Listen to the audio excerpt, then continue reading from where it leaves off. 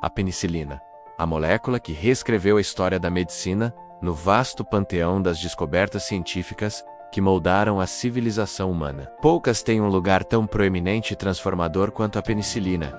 Não foi apenas um novo medicamento. Foi o alvorecer de uma era, o fim da impotência da medicina diante de infecções que, por milênios, ceifaram vidas indiscriminadamente. A história da penicilina é uma fascinante tapeçaria de acaso, perspicácia científica, colaboração e, em última instância, de um impacto humanitário incalculável. Antes dela, uma simples arranhadura podia levar à morte por septicemia. Após ela, a medicina ganhou uma arma poderosa que salvaria milhões. Mudaria a face das guerras e permitiria o avanço de procedimentos cirúrgicos e tratamentos complexos. A serendipidade de Fleming.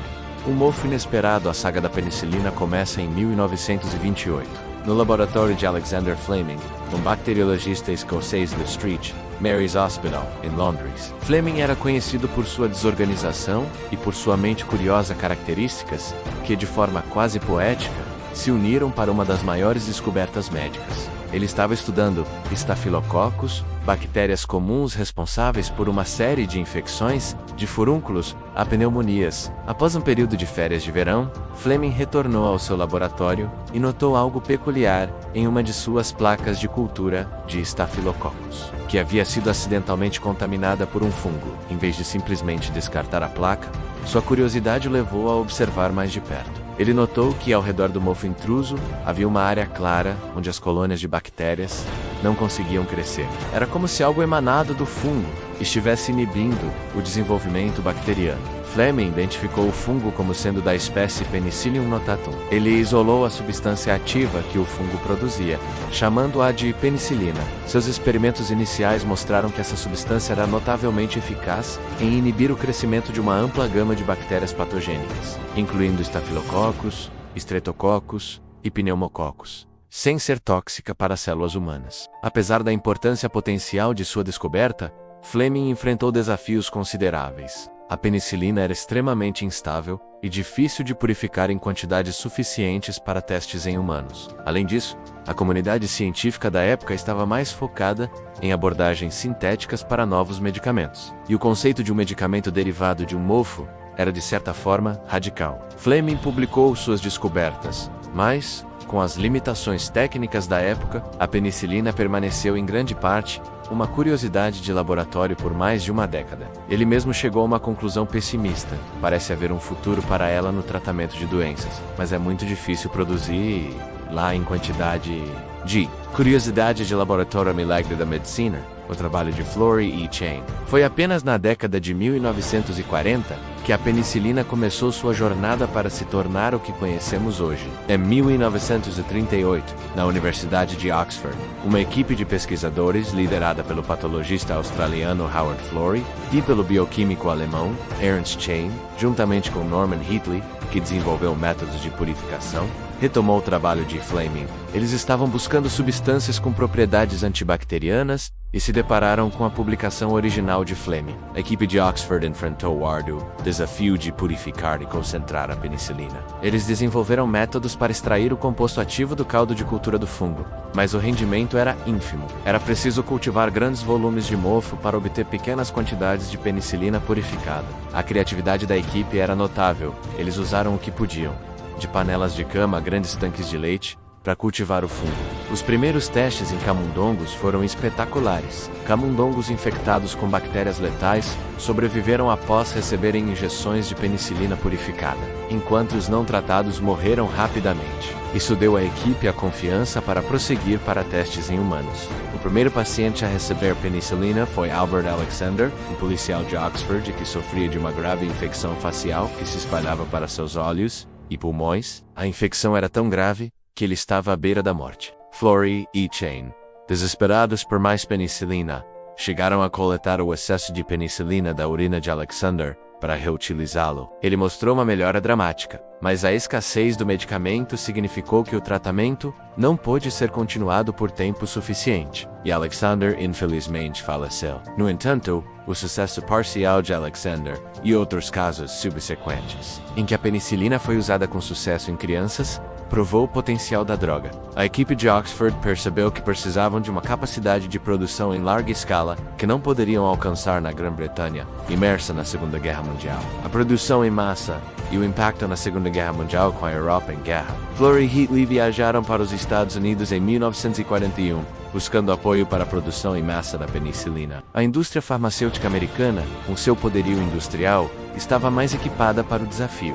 Empresas como a Pfizer Merck e Squibb, juntamente com o Departamento de Agricultura dos Estados Unidos da América, embarcaram em um esforço colossal para desenvolver métodos de produção em escala industrial. O desafio era imenso. Envolvia a descoberta de cepas de penicillium que produzissem mais penicilina, a otimização dos métodos de fermentação e a purificação em larga escala. A indústria americana conseguiu, em um tempo recorde, transformar a produção de penicilina de um processo laboratorial minucioso em uma linha de montagem em massa. Em 1943, a produção começou a aumentar exponencialmente. A entrada dos Estados Unidos na Segunda Guerra Mundial acelerou ainda mais esse processo. A penicilina se tornou uma arma estratégica. Soldados que antes morreriam de infecções por ferimentos de guerra ou de complicações de doenças como a pneumonia, agora tinham uma chance de sobreviver. A taxa de mortalidade por infecções em combate caiu drasticamente. Isso não apenas salvou incontáveis vidas, mas também elevou o moral das tropas e teve um impacto significativo no desfecho da guerra. A penicilina foi apelidada de droga milagrosa e, não por acaso, Alexander Fleming. Howard Florey e Ernst Chain foram agraciados com o Prêmio Nobel de Fisiologia ou Medicina em 1945 por suas contribuições. A revolução pós-guerra e o legado da penicilina com o fim da guerra,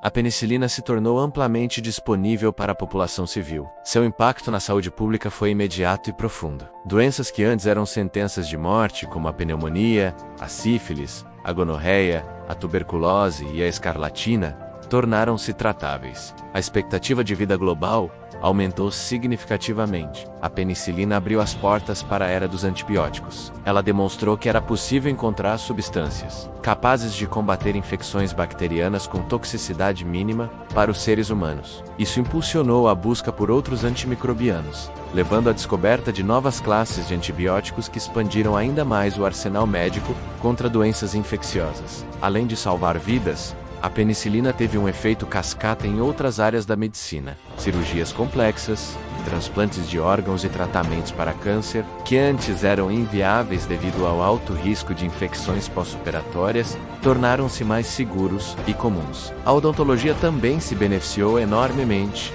com a redução de infecções dentárias. Desafios e o futuro.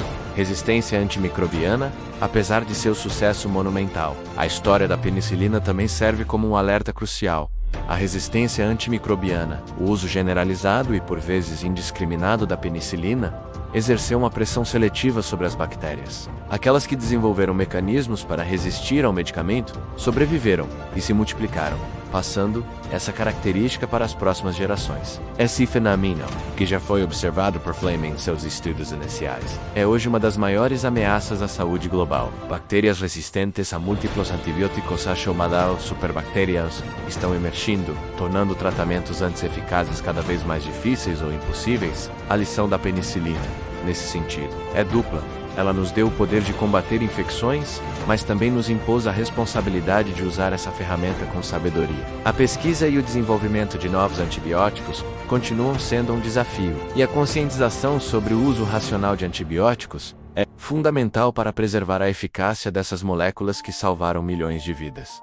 Conclusão: a penicilina é mais do que uma molécula. É um símbolo de inovação, resiliência e do poder da ciência para transformar o destino humano. Da placa de Petri esquecida de Fleming ao campo de batalha da Segunda Guerra Mundial e, finalmente, às clínicas e hospitais em todo o mundo. Sua jornada é uma das mais inspiradoras na história da medicina. Ela redefiniu nossa relação com a doença, estendeu a expectativa de vida e abriu um novo capítulo na saúde global. A droga milagrosa continua a ser um pilar da medicina moderna, e sua história nos lembra tanto do gênio humano quanto da constante necessidade de vigilância e inovação para enfrentar os desafios futuros da saúde.